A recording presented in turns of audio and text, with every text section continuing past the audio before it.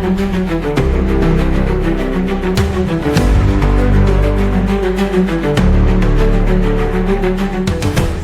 রেকর্ডবহুল দেশ ব্রাজিল। এবার ফুটবল বিশ্বকে তাক লাগানো এক রেকর্ড উপহার দিল দক্ষিণ আমেরিকার দেশটি। একটি ম্যাচে 23টি লাল কার্ড দেখানোর বিরল ঘটনা ঘটেছে মিনাস জেরাইস স্টেট চ্যাম্পিয়নশিপের ফাইনালে। ব্রাজিল জাতীয় দলের সাবেক কোচ তিতের দল ক্রুজিরো ও অ্যাথলেটিকো মিনেইরো মুখোমুখি হয় ফাইনালে। কাইও জর্জের গোলে 1-0-তে এগিয়েছিল ক্রুজিরো।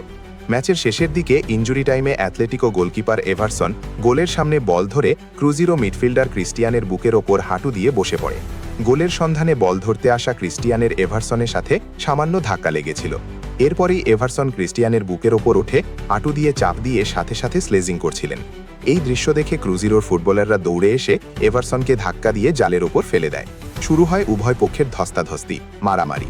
সাথে যোগ দেয় দুপক্ষের ডাগআউটে থাকা ফুটবলাররাও। এ যেন গ্রামের ফুটবল ম্যাচের এক দৃশ্য। ব্রাজিলের ফুটবলাররা সেখানে অভিনয় করছে।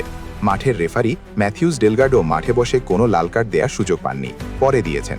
ব্রাজিলের গণমাধ্যম গ্লোবো জানিয়েছে ম্যাচে 23 জনকে লাল কার্ড দেখানো হয়েছে, ক্রুজিরোর 12 জন আর অ্যাথলেটিকোর 11 জনকে। ব্রাজিলের জাতীয় দলের সাবেক ফুটবলার হাল্কও লাল কার্ড দেখেছেন। হাল্ক অ্যাথলেটিকোর হয়ে খেলেন। আপনি আপনার গ্রামে কি এরকম কোনো ম্যাচ দেখেছেন? দেখে থাকলে কমেন্টে জানান।